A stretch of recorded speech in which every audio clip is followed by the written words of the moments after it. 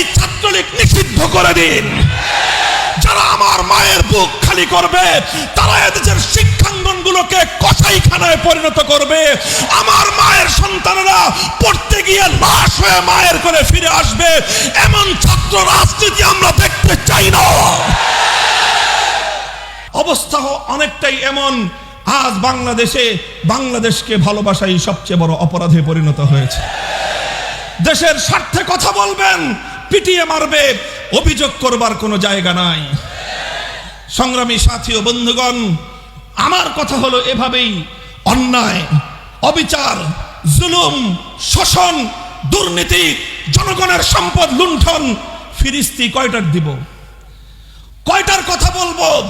তানহামা দাগ দাগ সুদ, পুম্বা কুজা কুজা নেহাদ, সারা শরীর ক্ষত বিক্ষত, মলম আর পট্টি আমি কয়খানে লাগাবো?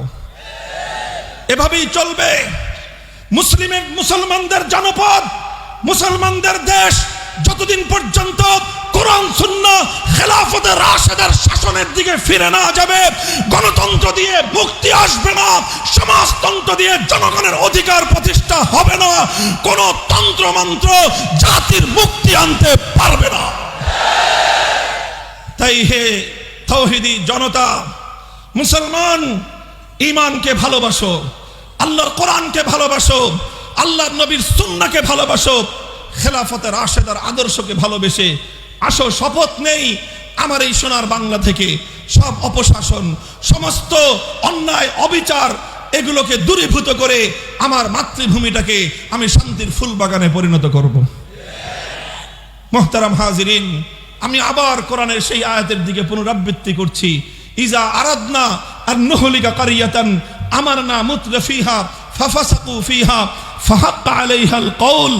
যখন এভাবেই নবীর বিরুদ্ধে কটূক্তি হয় ব্রাহ্মণবাড়িয়ায়, যখন এভাবেই নবীর বিরুদ্ধে কটূক্তি হয় বোরহানুদ্দিনে, যখন এভাবেই আবরার ফাহাদরা নিহত হয় বুয়েটের মাটিতে, যখন এভাবেই নুসরাতরা নিহত হয় এই বাংলার জনপদে, যখন এভাবেই ফেলানিরা ঝুলে থাকে আমাদের সীমান্তের কাঁটাতারে, একটার পর একটা যখন এভাবে অন্যায় ঘটতে থাকে, তার প্রতিবাদ হয় না, তার প্রতিকার হয় না, তখন সর্বশেষ আসমান থেকে খোদার গজব নেমে আসে। আজ আমরা চাই মাতৃভূমিকে ভালোবাসি বলেই, দেশটাকে ভালোবাসি বলেই, দেশপ্রেম নিয়ে, জাতির প্রেম নিয়ে, স্বাধীনতার অতন্দ্র প্রহরী হিসেবে নতুন প্রজন্মকে নিয়ে আজ দেশ, জাতি, স্বাধীনতা রক্ষা করবার জন্য দুর্বার আন্দোলন গড়ে তুলতে চাই।